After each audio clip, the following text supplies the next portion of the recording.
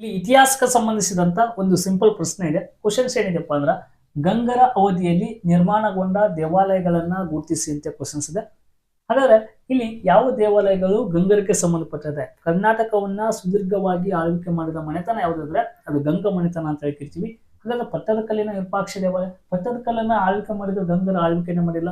ಹೀಗಾಗಿ ಪಟ್ಟದಕಲ್ಲು ವಿರೂಪಾಕ್ಷ ದೇವಾಲಯ ಇದು ಸಂಬಂಧಪಡಲ್ಲ. ಹಾಗಾದ್ರೆ ಮಹಾಬಲಿಪುರಂ ಪಂಚರಥಗಳು ಮತ್ತು ತಲಕಾಡಿ, ಮಹಾಬಲಿಪುರಂ ಈ ಪಂಚರಥಗಳು ಪಲ್ಲವರ ಕಾಲಕ್ಕೆ ಸಂಬಂಧಪಡ್ತವೆ.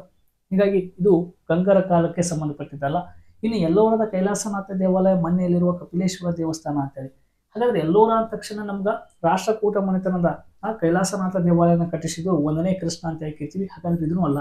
ಇದು ಅಲ್ಲಪ್ಪ ಅಂದ್ರೆ ಆಟೋಮೆಟಿಕ್ ಮನೆಯಲ್ಲಿರುವ ಕಪಿಲೇಶ್ವರ ದೇವಸ್ಥಾನ, ತಲಕಾಡಿನ ಪಾತಾಳೇಶ್ವರ ದೇವಸ್ಥಾನ ಯಾರ ಕಾಲಕ್ಕೆ ಸಂಬಂಧಿಸಿದಪ್ಪ ಅಂದ್ರೆ ಗಂಗರ ಕಾಲಕ್ಕೆ ಸಂಬಂಧಿಸಿದಂತ ದೇವಾಲಯಗಳು. ಫಸ್ಟ್ ಪೇಜ್ ನೋಡಿದ್ರೆ ಪೇಜ್ನ ಫಾಲೋ ಮಾಡ್ಕೊಳ್ಳಿ.